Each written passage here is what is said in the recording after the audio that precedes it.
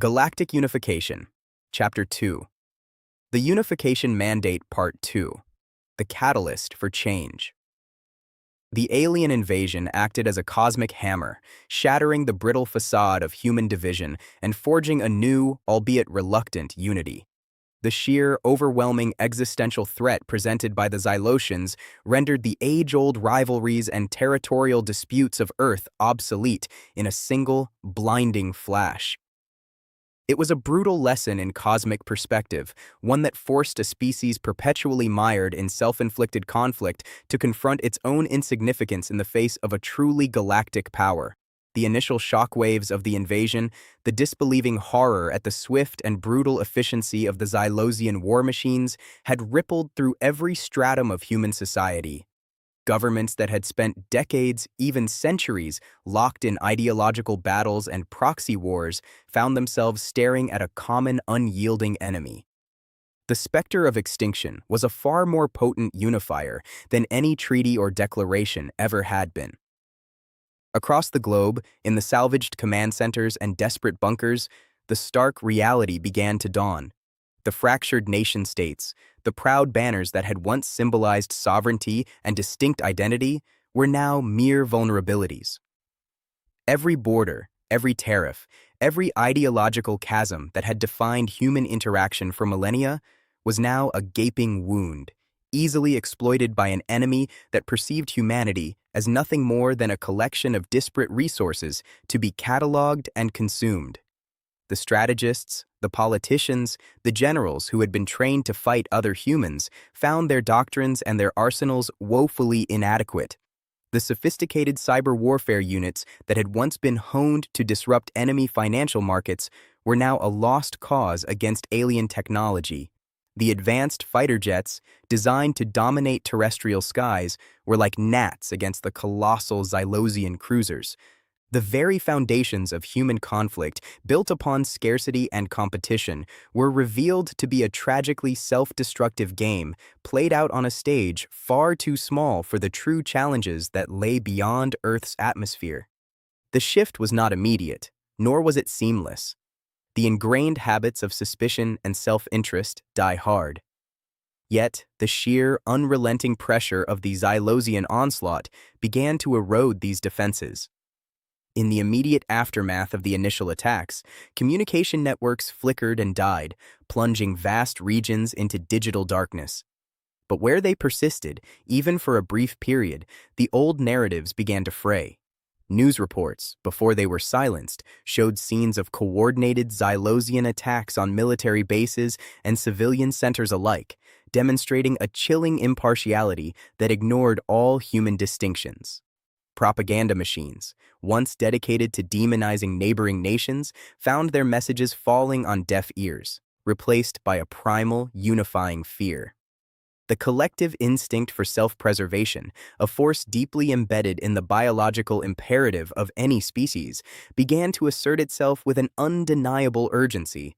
Consider the situation in what remained of the European Union.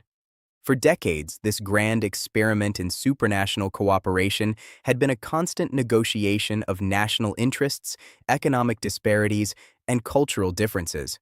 While it had achieved remarkable peace and prosperity for many of its member states, the underlying tensions had never truly vanished. The Xylosian invasion, however, acted as a powerful solvent. French President Marianne Dubois, formerly a staunch defender of national sovereignty, found herself in emergency talks with German Chancellor Helmut Schmidt, a man she had often publicly clashed with over economic policy. Their shared holographic communicators, once conduits for diplomatic sparring, now displayed maps of Xylosian troop movements and urgent requests for resource allocation. The abstract concept of a united Europe, once a political ideal, was now a desperate necessity for survival. The once impenetrable borders, which had been the subject of so much heated debate, were now irrelevant. Xylosian invaders did not respect Schengen visas or customs regulations. Their objective was Earth, and they were systematically dismantling any organized resistance they encountered. The immediate imperative was clear: survival. This overriding goal began to override deeply entrenched ideologies. The old East-West divide, a Cold War relic that had continued to shape global politics in subtler ways, faded into insignificance. Russia, under the leadership of a provisional council of surviving military and scientific leaders, found itself reaching out to former adversaries in the United States and China. The sheer scale of the Zylosian technological superiority meant that any attempt to regain lost ground through conventional warfare was futile. Humanity's nuclear arsenals, once the ultimate deterrent against terrestrial foes, were now largely useless against the Zylosians' advanced shielding and orbital superiority. The strategic thinkers, the men and women who had spent their careers developing intricate plans for global conflict, were forced to confront a terrifying new paradigm. Humanity was no longer the apex predator on its own planet. This realization fostered an unprecedented level of collaboration. In the vast, subterranean research facilities that had once been the pride of the Soviet space program, teams of Russian, American, and Chinese scientists, once rivals in the race for space dominance, now worked side by side. Their shared objective, to reverse engineer Zylosian technology, to understand the aliens' weaknesses, and to devise a defense, however desperate. Dr. Anya Petrova, whose work had previously been hampered by bureaucratic red tape and the constant threat of intellectual property disputes, found herself coordinating efforts with Dr. Jian Li, a leading plasma physicist from Beijing, and Dr. Evelyn Reed, a brilliant astrophysicist from NASA. The language barriers, the cultural differences, the years of geopolitical distrust, all of it began to melt away under the heat of shared purpose. The common enemy had become the ultimate equalizer, forcing humanity to look beyond its superficial differences and recognize its shared vulnerability. The same transformation was occurring at a more grassroots level. In regions where established governments had collapsed, local communities and disparate groups were finding themselves forced to cooperate. Chaitin, the young leader of the Amazonian tribes, found his calls for unity resonating far beyond his own people. The destructive Zylosian resource extraction was not just an assault on the rainforest, but on the very ecosystems that sustained all life in the region. Indigenous communities, who had long struggled with encroachment from outside industries and internal divisions, now found common cause with the remnants of government forces and even with some of the very corporations that had once exploited their land. The shared threat to their environment, to their homes, and to their very lives transcended generations of mistrust. The Zylosians, in their pursuit of raw materials, were inadvertently forging an unlikely alliance, a testament to the power of a common enemy to unite even the most disparate of peoples.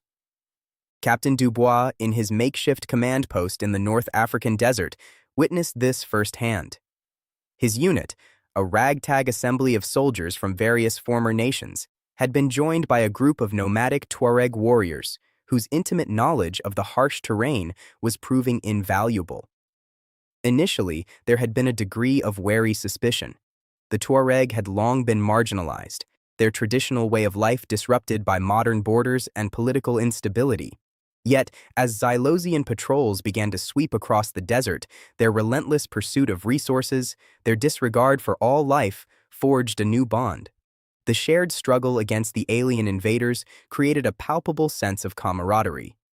The former French legionnaire and the Tuareg elder found themselves sharing water rations, defending each other against alien drone attacks, and speaking in gestures and broken phrases of their shared determination to resist. The old enmities, born of colonial histories and nationalistic narratives, were replaced by the immediate, urgent reality of survival. The catalyst for this profound shift was not a grand philosophical treatise or a diplomatic summit. It was the visceral, undeniable reality of the Zylosian threat. Their technology was so far beyond humanity's current capabilities that it rendered all terrestrial conflicts moot. The economic systems that had been built on competition and resource acquisition were instantly rendered fragile. The Zylosians were not interested in trade agreements or intellectual property rights. They were interested in harvesting Earth's resources with ruthless efficiency. This single-minded objective, devoid of any of the complexities that characterized human interaction, forced a stark reevaluation. The very things that had divided humanity, its diverse cultures, its competing ideologies, its nationalistic fervor, were now revealed as trivial in the face of a species-wide existential crisis. The old guard, the leaders who had ascended through the ranks of nationalistic politics and military academies, were forced to confront their own obsolescence. Their carefully crafted strategies, their decades of experience in managing human conflict, were now inadequate. They had to adapt, to shed the skins of their former allegiances and embrace a vision that extended far beyond their national borders. This was a painful process for many. The ingrained habits of thinking, the deep-seated loyalties to their own nations, were not easily discarded. However, the sheer urgency of the situation, the ever-present threat of annihilation, proved to be a powerful motivator. The alternative was oblivion. The concept of humanity as a unified entity, once a noble but often abstract ideal, was suddenly transformed into a tangible, vital necessity. The world's media, before its decimation, had begun to reflect this shift. The constant barrage of nationalistic news and political infighting had been replaced, in the fragmented broadcasts that remained, by images of devastation and desperate pleas for cooperation. Social media, once a platform for trivial disputes and echo chambers, became a vital tool for organizing resistance and sharing vital information across collapsing networks. The shared experience of terror, of loss, and of the desperate struggle for survival began to weave a new tapestry of human connection, one that transcended the artificial boundaries that had so long defined their existence. This transformation was not without its casualties, both physical and psychological. The trauma of the invasion had left deep scars, and the loss of life was immeasurable. Yet, amidst the ruins, a new seed of hope had been sown. The sheer magnitude of the Xylosian threat had, in a cruel but effective way, stripped away the superficialities of human division. It had forced humanity to confront its own shared destiny, to recognize that its survival depended not on its ability to dominate others, but on its capacity to unite.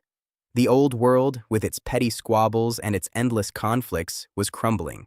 In its place, a new, more challenging but perhaps more hopeful future was beginning to emerge, a future where humanity, at long last, had been united by a common cause, forged in the crucible of an alien invasion. The realization that their very existence as a species was at stake was the most powerful catalyst imaginable, forcing a global reorientation that was as profound as it was necessary. The lines drawn in the sand, the flags that had once flown so proudly, all of it paled in comparison to the desperate unifying fight for the survival of Earth itself. The Xylosians, with their ruthless efficiency, had inadvertently become the architects of a new human dawn, a dawn born from the ashes of their own divisions.